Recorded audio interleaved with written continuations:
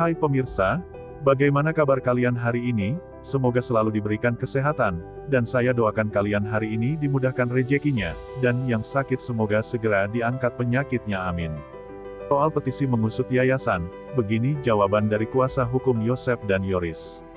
Namun sebelum kita bahas mohon dukung channel ini, dengan cara tekan tombol like dan subscribe, biar kami lebih semangat menyajikan berita-berita terupdate. Kalau sudah mari kita lanjut. Lanjutan kasus pembunuhan ibu dan anak di Jalan Cagak Subang, adanya petisi soal yayasan di mana kuasa hukum Yosep, yaitu Rohman Hidayat memberikan jawaban. Upaya pengungkapan kasus pembunuhan Tuti Suhartini dan Amalia Mustika Ratu sudah menjelang bulan ke-6, di mana pelaku belum juga diketahui. Dalam perjalanannya banyak hal mewarnai masa menunggu terungkapnya kasus pembunuhan itu dialami sejumlah saksi, misalnya Yosep dan Yoris, Danu, yang merupakan keluarga dari korban. Belakangan ini, muncul pula sebuah petisi agar urusan keuangan di Yayasan Bina Prestasi Nasional yang didirikan keluarga Yosep, diaudit dengan dugaan pencucian uang. Namun pihak Yosep dan Yoris melalui kuasa hukumnya, Rohman Hidayat, balik mempertanyakan soal adanya petisi yang disampaikan oleh seseorang itu. Saya pikir itu omong kosong, rekening yayasan yang mana? Maksudnya petisi itu juga sepertinya tidak jelas, ujar Rohman Hidayat, ketika dikonfirmasi Des Jabar, Selasa, tanggal 1 Februari tahun 2022. Disebutkan Rohman Hidayat, semua rekening yayasan sejak lama sudah di tangan polisi, baik yang BCA, BNI, dan Mandiri. Semua rekening urusan yayasan itu atas nama almarhumah Amalia Mustika Ratu alias Amel. Menurut Rohman Hidayat, polisi sudah sejak jauh-jauh hari mengamati ketiga rekening itu, dan sepertinya tidak ditemukan sesuatu yang mengarah kepada pencucian uang.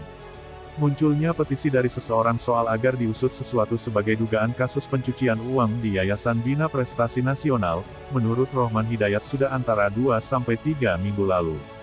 Rohman Hidayat juga mengatakan, bahwa sejauh ini pengeluaran uang dari ketiga rekening itu umumnya adalah urusan yayasan.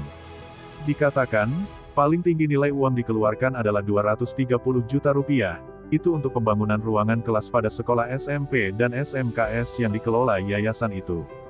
Rohman Hidayat menilai, bahwa pada perjalanan waktu upaya pengungkapan kasus pembunuhan di Jalan Cagak ini, ada pihak-pihak yang berupaya menggoreng-goreng, agar muncul opini publik.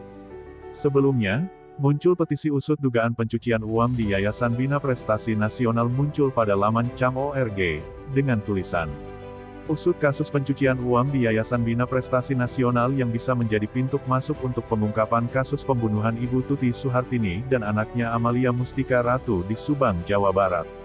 Munculnya petisi itu dituliskan oleh Hilda Mursid disampaikan kepada Presiden Republik Indonesia, Joko Widodo, Kapolri, Jaksa Agung, dan Kejaksaan Tinggi Jawa Barat.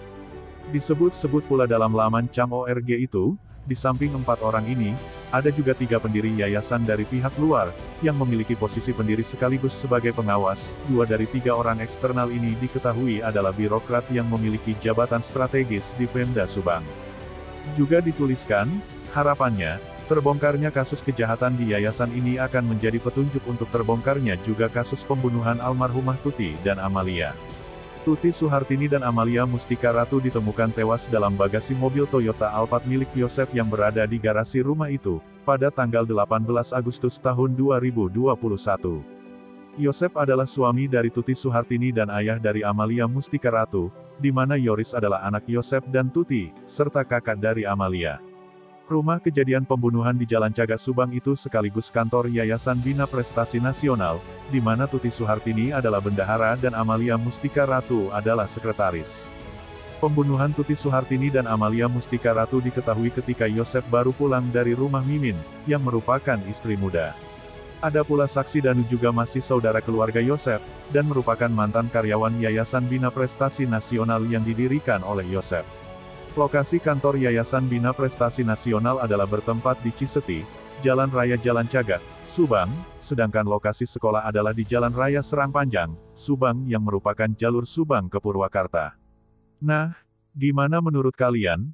Terima kasih telah menyimak video kami, nantikan video-video terbaru selanjutnya hanya di channel UP Info.